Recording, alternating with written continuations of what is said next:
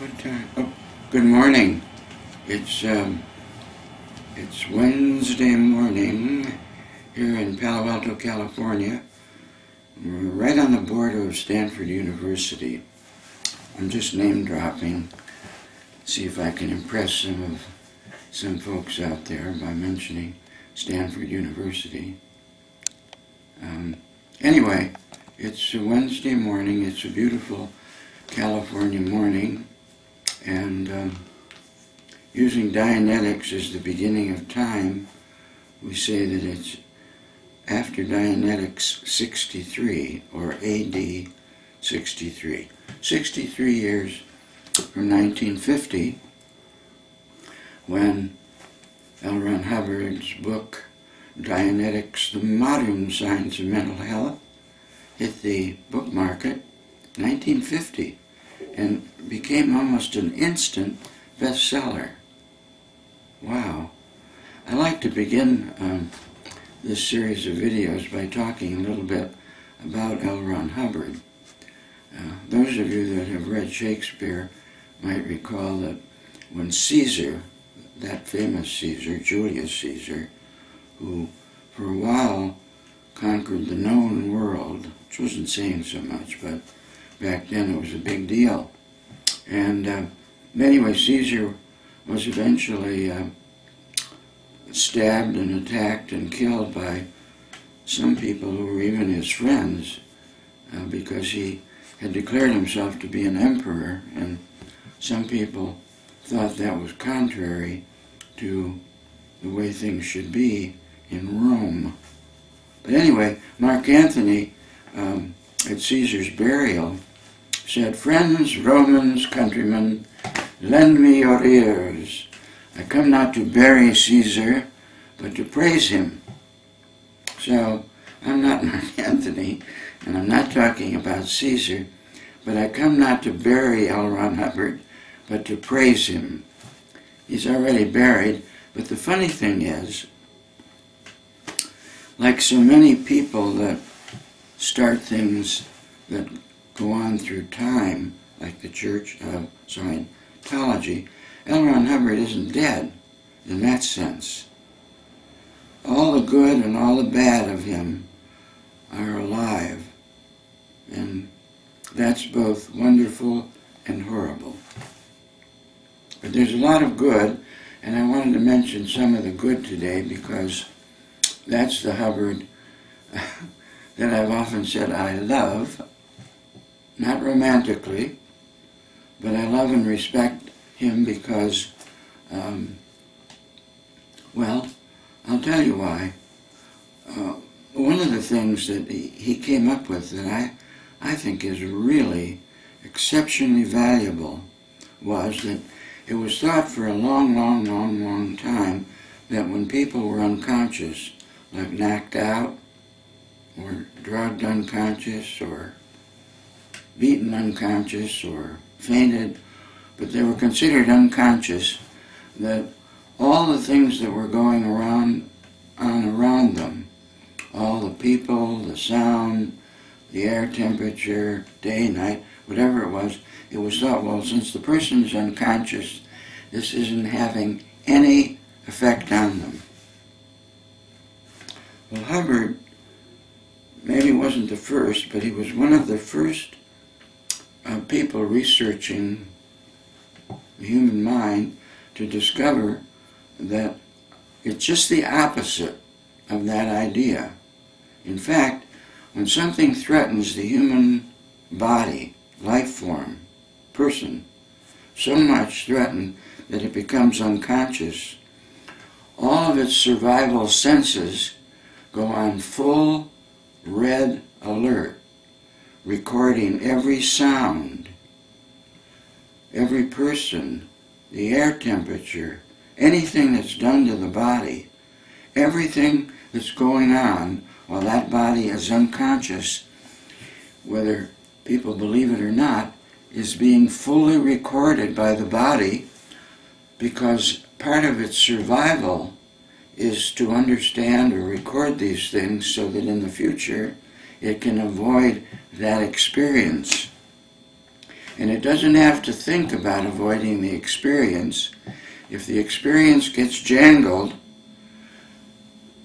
the body will take care of avoiding that experience as soon as it starts to revivify or re-stimulate or re-affect the person. So whether you're having a surgical operation under full anesthetic and the people around you are saying, isn't this wonderful? He can't feel anything. He can't sense anything. He's unconscious. And we love an unconscious patient. Even if we're about to probably kill him or something, we love the fact that he can't hear, feel, understand, or wake up and say, hey, what the hell were you people doing while I was knocked out?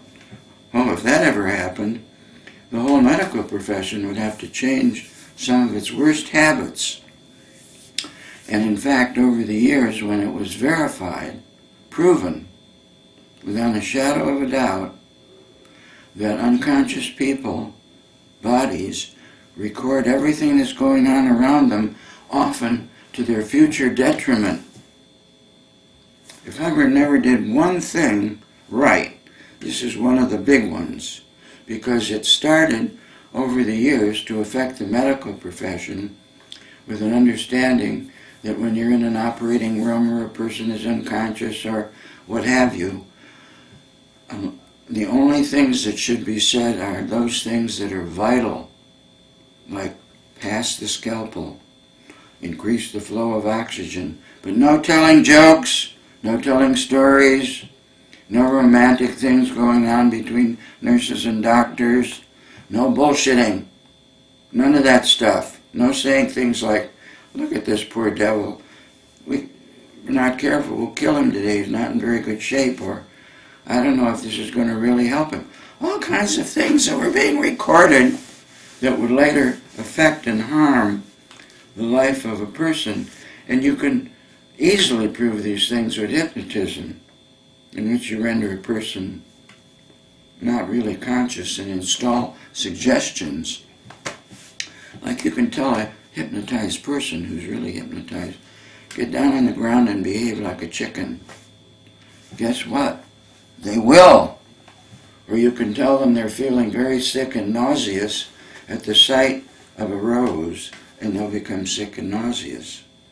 So when bodies are unconscious, they record, maintain, and then carry out the dictates of the experience if it gets kicked in by something that reminds that place in the mind of what really originally happened to cause unconsciousness, pain, and the recording of everything around that.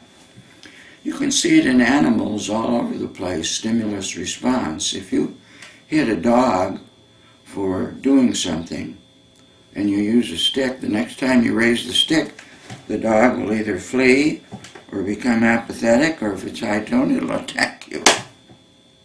But you can see that all kinds of people and animals and even single cells can be conditioned so that when you provide the stimulus again, they will behave, often irrationally, it would seem. So Hubbard had this spotted. And it's a lot of what Freud and others were talking about when they were talking about the unconscious mind or the subconscious influencing people to cause them to be ill, to be crazy, to behave strangely.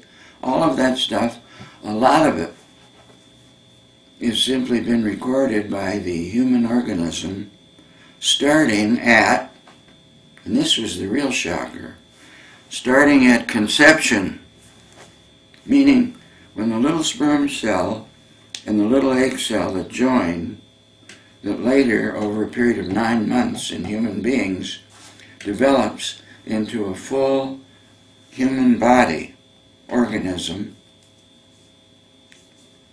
starting with that moment in time, external things that affect the survival of that forming organism are recorded by it. It doesn't mean the organism understands it, but it's being recorded. So the whole prenatal life of a forming human being, 9 months in the womb of mother, during that time, all the things, many of the things that happen to mother, whether they're emotional upsets, whether they're physical trauma, whether it's sexual intercourse, all of those things, whether you like it or not, are being recorded by that forming organism, which later in life will, if re-stimulated, affect it in positive and negative ways. I know that people, when they hear about, you mean the little baby is hearing the parents talking, fighting over, maybe they didn't want another pregnancy, fighting over, we are out of money, maybe the husband strikes the woman or the woman falls down the stairs. All of this, right up through birth, is recorded because it's essential to the survival of the organism to know what it must avoid. It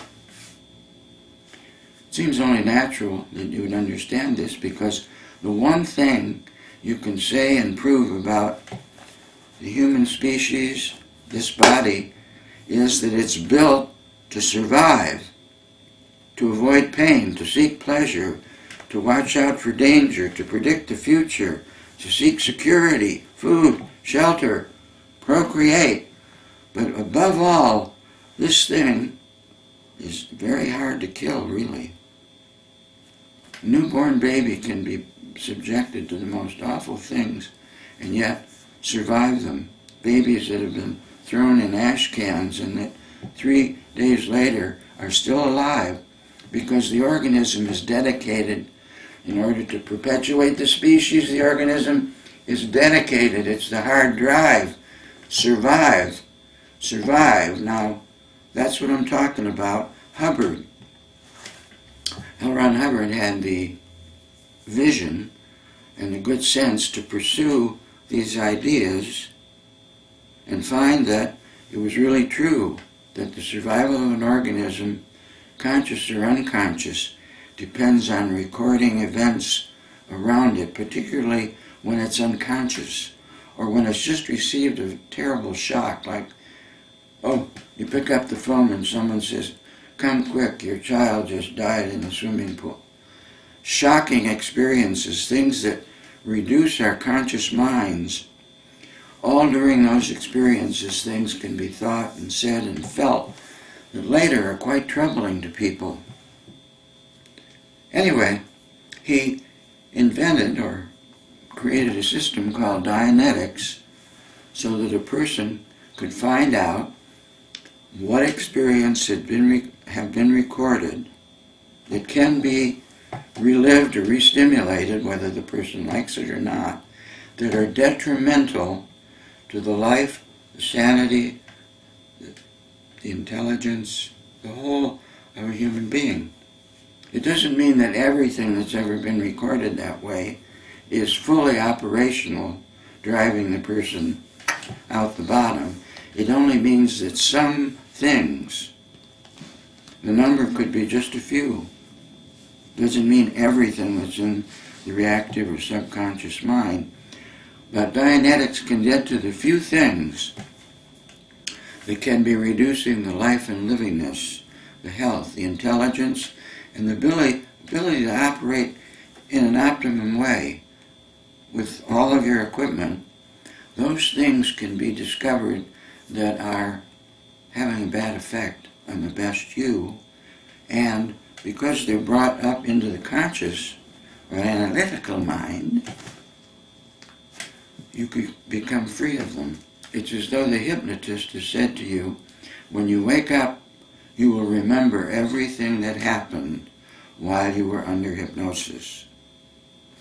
Unfortunately, many hypnotists, depending on where they're coming from, might say just the opposite of that. They will say, while you were under hypnosis, you did a lot of things, you told me a lot of things, I installed a lot of suggestions, and you won't remember any of them unless someday I run into you again and I say the word,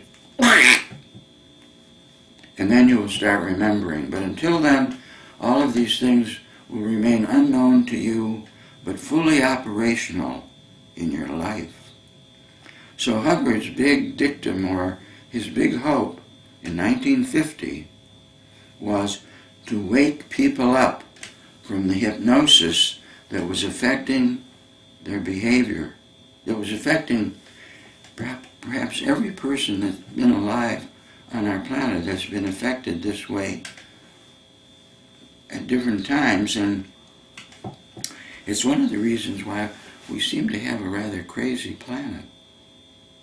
Not that everybody is really crazy, but there's enough crazies around to affect the people that aren't very crazy. It only takes a few Hitlers, a few Genghis Khans, a few, won't go into some of your favorite historical figures, but it really only takes a few crazy people to get a lot of people to act crazy. Some of them have great charisma, some have great hypnotic power over large groups, some just know how to do it. But anyway, Hubbard's idea was wake everybody up and see what kind of a planet we then have. Obviously, that hasn't happened yet, has it? We still have what might be termed as an intergalactic insane asylum. But it also has very pleasant things going on too. It isn't all crazy, is it? No, it isn't. It is not all crazy. But there's enough craziness going on that we keep repeating or dramatizing or reliving the biggest screw-ups in history. You'd think after all this time we'd understand about good government, economics, good health, No. That hasn't come in yet. There are major efforts to do it. People of goodwill keep trying to straighten everything out, but it doesn't straighten for very long. So anyway, Dianetics may have made some promises it couldn't keep, like we'll clear the world. But what it did do was definitely, I'm here because Dianetics works. No kidding. When I was 8 or 9 years old, I developed a severe case of rheumatic fever, which affected my heart, enlarged it, weakened the valves. I had to go to bed and just hardly move anything for over a year, because since there were no antibiotics in the 1930s, no penicillin, no aureomycin, no streptomycin, all the things, all the antibiotics had yet to become around 1945 when Fleming said we can make penicillin now. It's easy. It's a mold.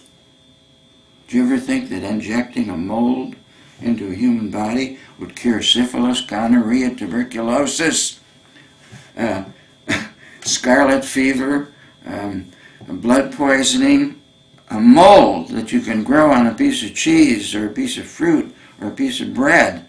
Fleming discovered it.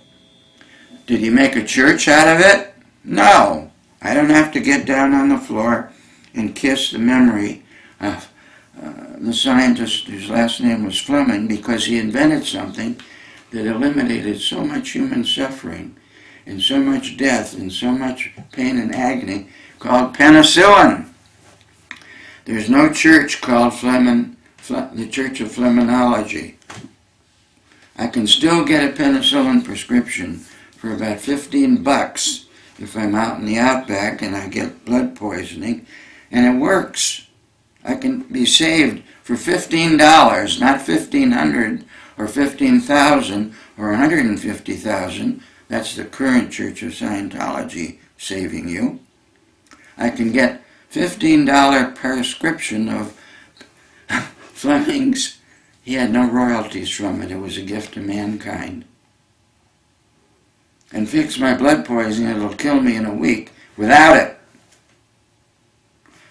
Hubbard did, though, in 1950, come up with a way to make people more aware, more conscious, and more healthy, because by 1952, I had the good fortune to find that there was a Dianetic auditor in Coral Gables, Florida, by the name of Dr. Nan McCurdy, PhD psychologist. Isn't that terrible? She was a psychologist. Oh.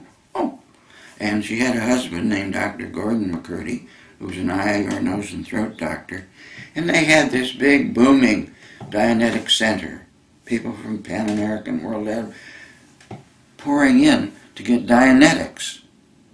And she was also, by the way, the head of the Theosophical Society.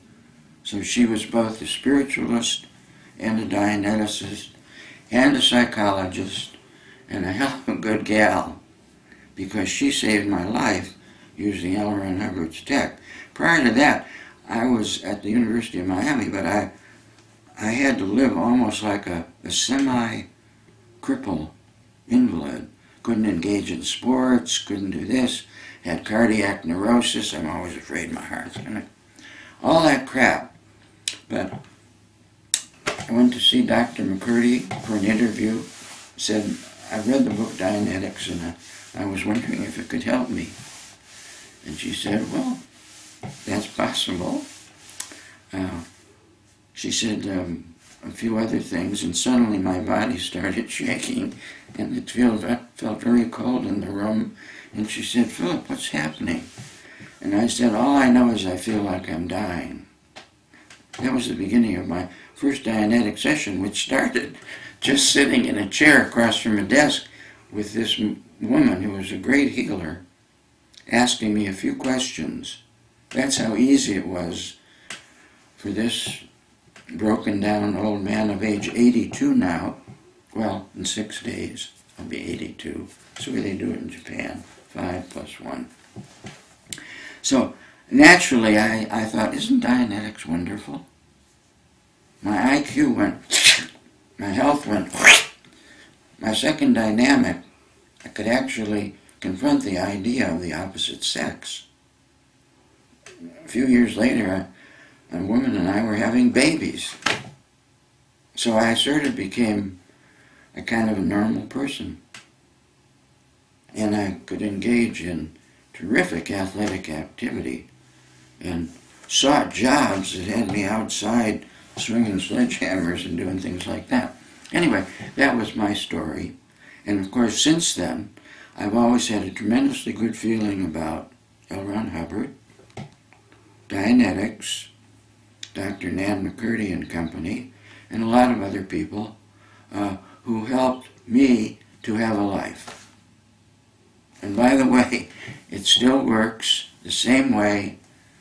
If you've never had any Dianetics and you think you need it, even if you just want to find out if it works, you don't have to believe in it, because it isn't a faith or belief system, and it doesn't work because some schmuck sitting here is telling you it works either.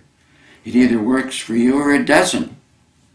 But it's the kind of thing where you think, well, maybe I could be more optimum of my given equipment, or maybe I do have a few things that have shut me down in various ways that I've never gotten figured out.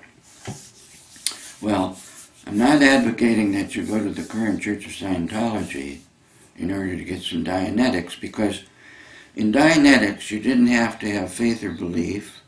You didn't have to become part of a church that from then on owns you, body and soul, including your wallet and checkbook. You don't have to be part of something that says, if you don't behave, we'll excommunicate you. We'll take away your eternity. And we have the power to do that. Bullshit. No, you don't want to get connected with definitely the Church of Scientology. Even though it has the capabilities within it of some of its people doing a good job technically, I can't refer people to the church anymore, which I used to do all the time about 30 or 40 years ago. No more. I can't do it because I don't want them to become part and parcel of an organization that wants to own them body and soul, and just like other churches, threatens them with terrible things, the equivalent of going to hell and burning forever if you should dissent or not pay your bills or, anything that might affect money will see you in hell, purgatory, or worse. No, but there are a lot of people now in what is called what is it called, Tatiana? The free zone. Free not because it's absolutely free, but it's free of all that bullshit that comes out of the Church of Scientology. And it just means that if you wanted to get some Dianetic auditing, you could for probably a reasonable sum of money, and then find out if it works for you. And then when you've had enough, you're on your way. Whoever's working with you, whether it's a group or an individual, no longer owns you or sits you down and explains to you, no matter how you feel, there's this whole bridge or ladder of things you have to do, and you find the money to do every one of them, or else. No. So the free zone is safe, in my experience, and I feel as though I can recommend it without sending you into something that I really wouldn't want to send even an enemy into at the moment. Gosh. Anyway, so I wanted to start by praising Hubbard. That Hubbard, that 1949, 50, 51 Hubbard, who came up with this idea that there is something called the subconscious or the unconscious. It does have things in it that can impede or suppress or inhibit the best that you could have. And if that's the case, here's how you can get at those things. Restore them to the conscious mind so they no longer have an influence. And on your way, live, be happy, be successful, be whatever you want to be. But it's just to free you up, not to free you up to be good or bad, right or wrong, successful or failure, but just free you up. You'll take care of the rest. Anybody tells you differently, walk away. Do not punch them in the face or do any of the things. Just get away from whoever that is. Because this whole idea was about a dirty word in the Church of Scientology. It's called freedom. Freedom of expression, freedom of association, freedom of dissent. Freedom! That was the whole idea. Free people up. They'll take care of the rest, because free people don't have to harm, destroy, screw up. Of course, they might if they wanted to do that, but at least they'd be doing it freely, not because a voice I had said, I need to go kill a bunch of people, or I need to make a system that will destroy all the Jews and the Gypsies and the Russians and everybody that isn't an Aryan. Yeah, I'm sane. I'm Adolf Hitler. Heil me. I mean, people could look at, and they were during the 30s, the rise of Hitler, and say, he's a madman.